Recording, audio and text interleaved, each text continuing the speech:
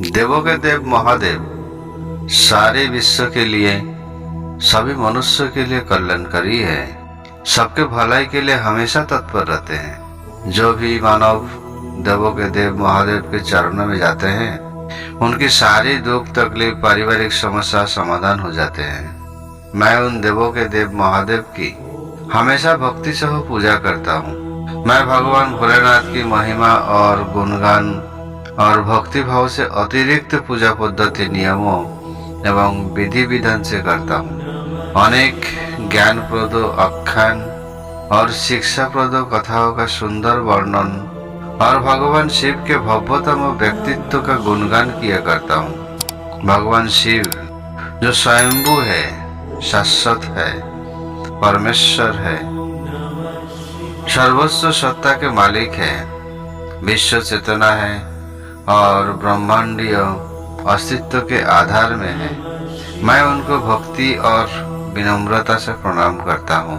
लगभग सभी पुराणों में एवं ग्रंथों में भगवान शिव को त्याग, तपस्या, वात्सल्य तथा करुणा की मूर्ति बताया गया है। भगवान शिव सहज रूप से ही प्रसन्न हो जाते हैं, इसीलिए उनको भोलेनाथ भी कहते हैं और मनोवांछित फल भी देते हैं।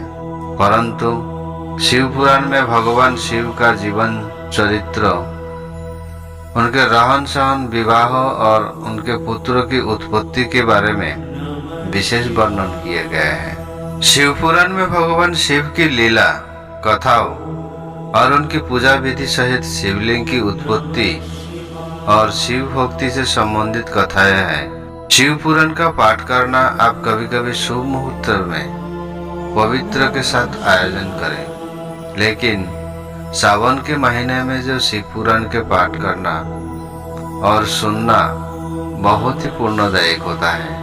शिव पुराण में चंचला और उनके पति बिंदु की कथा मिलती है, जिन्होंने शिव पुराण के केवल श्रवण करने से ही शिवलोक में स्थान पाया है।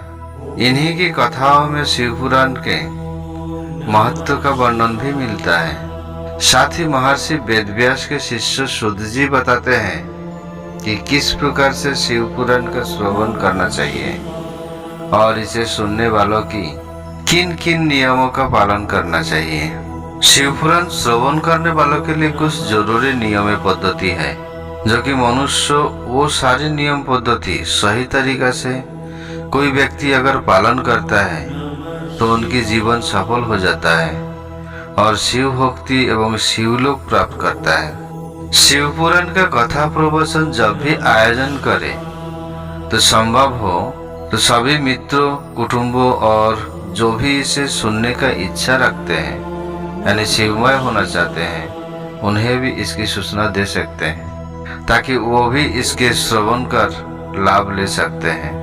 जिन्होंने शिव शंकर जी की कथा में भक्ति एवं रुचि रखते हैं, उनके लिए ये जरूरी है कि महादेव भोलेनाथ की कथा श्रवण से पहले ये संकल्प करें कि आप ध्यान पूर्वक कथा का श्रवण करेंगे और मन को शिवमय करना अति आवश्यक है और देवादिदेव महादेव में मन को लगाए रखने का प्रयास करेंगे।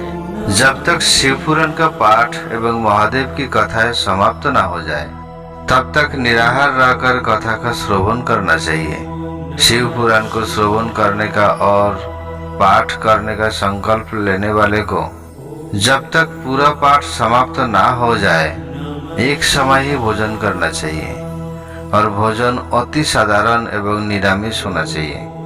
हो सके तो केवल मात्र फल, दूध एवं प्रसाद को ही भोजन करें। शिव पुराण की कथा प्रवचन जब तक आप सुन रहे हो, यानी जितने दिनों तक आप शिव पुराण की कथा प्रवचन चले, तब तक मसूर की दाल, गाजर, बासी भोजन, हींग, लहसुन, प्याज, जल अन्न, सेम और हैवी भोजन के अलावा मांस, मदिरा के सेवन से परहेज रखना चाहिए। शिव पुराण की कथा सुनने वाले व्यक्ति को और कथा या प्रवचन करने वाले या सुनाने वाले व्यक्ति को उस समय अवधि तब तक ब्रह्मचर्य का पालन करना चाहिए, जब तक कि कथा का समापन नहीं हो जाता है। हर दिन शिव पुराण की कथा आरंभ होने से और समाप्त होने पर शिव पुराण ग्रंथों की पूजा करना चाहिए, और अगर किसी पंडित से पाठ करवा रहे हो तो उसे प्रणाम करके दान दक्षिणा भी देना चाहिए। शिव पुराण में बताया गया है, अगर किसी व्यक्ति का बुद्धि भ्रष्ट हो जाता है और उसने परस्त्रीगामी हो जाता है तो उन्हें घोर नरक का कष्ट को भोगना पड़ता है। जैसे कि चंचला के पति बिंदुक को नरक का असहनीय पीड़ा का भोगना पड़ा था, लेकिन चंचला ने शिव पुराण के श्रवण से और शिव भक्ति में अपने आप को समर्पित करने से पति को पाप से मुक्ति दिलाई थी। शिव पुराण की कथा से संतानहीन लोगों की संतान प्राप्त देवाकी देव महादेव खुद कर देते हैं। गंभीर रोगी दीर्घ दिन से रोगग्रस्त होने पर भाग्यहीन व्यक्ति जिन्होंने किसी भी काम में सफल ना हुआ हो, उनका ना होने वाले काम को भी शिव शंकर जी ने संपूर्ण कर देते हैं, और दरिद्रता में रहने वाले को भी अति शीघ्र धनी बना देते हैं। ये सब सफलता तभी होता है जब उन मनुष्यों शिव जी की आराधना भक्ति भाव से एवं शिव पुराण की कथा नियम और विधि विधान से श्रवण करें, तभी उनको लाभ मिलता है। इसीलिए भक्ति भाव और मन में श्रद्धा रखकर विश्वास के साथ शिव पुराण की कथा श्रवण करना चाहिए। मन में महादेव के प्रति अविश्वास होने पर सफलता पूर्वक फल की प्राप्ति नहीं होता है। प्रिय मित्रों, हमारे देवों के देव महादेव की इस कथा से आपको क्या हासिल हुआ? अगर कुछ हासिल हुआ तो चैनल को सब्सक्राइब करके जरूर रखिएगा और बेल आइकन को भी प्रेस कर दीजिएगा, ताकि हम भविष्य में इसी प्रकार जब भी वीडियो आपको सामने लाए तुरंत मिले। लाइक करके इस दोस्तों को शेयर भी कर दीजिएगा ताकि उनको भी इसको सुनने का लाभ मिले। ओम नमः शिवाय।